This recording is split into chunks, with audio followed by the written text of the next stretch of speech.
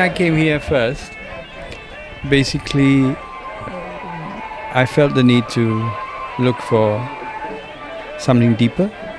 When I left Germany, there was a great deal of upheaval in both the society as well as in my own personal life. So I decided I needed to dig a bit deeper. I wanted to find something different.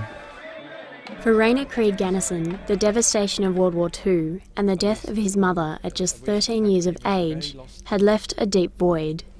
It was a very lost time.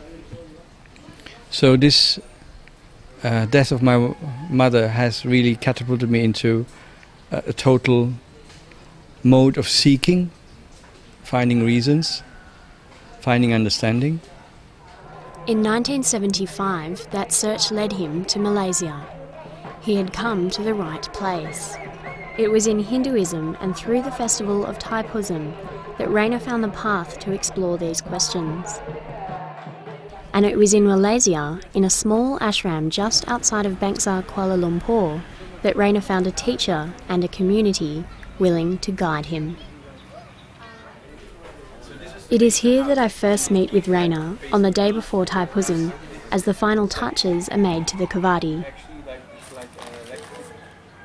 This sort of work we only let people do when they have fasted, and no one else must touch it, because it will not help the kavadi bearer in his pursuit. It will actually hinder him. He will feel there's something wrong. Rainer has agreed for me to accompany his pilgrimage. It is the first time in 30 years he has allowed someone to do so. Being so close to the kavadi, he has requested that I also commit to be a vegetarian in the week leading up to the celebration. There is a belief in Hinduism that the ill feeling generated by killing an animal will be transferred not only to the one who consumes it, but to those around them.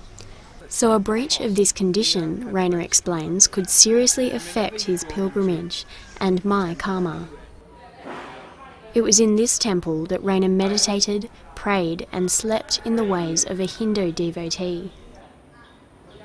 This is where most of our life was, because whether it was making kavadis or whether it was anything to do with the community, that we would help sick people or whatever, it would be in here, and I was part of that community as well.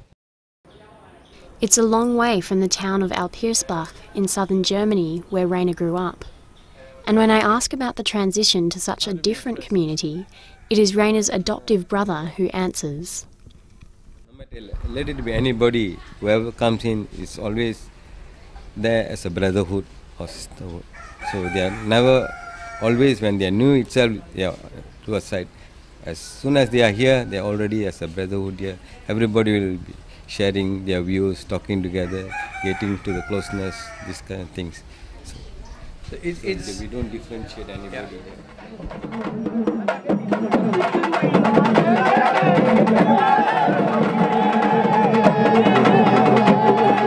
I'm standing beside the river, beside a mound of milk bottles and the shells of coconuts. The families here are preparing to make their pilgrimage. They're washing in the river, and Rainer is about to take his kavadi now. Looking different from other kavadi bearers means Rainer draws extra interest. But really there is no hint of difference. And here I can see truth to Mahindran's words. This is family. Ever since when I was 13 years old, he came to join in our family. Until now I'm 45 and we are still... Rainer has embraced and been embraced by Hindu tradition in every sense. Taking kavadi is a journey that brings together the whole family.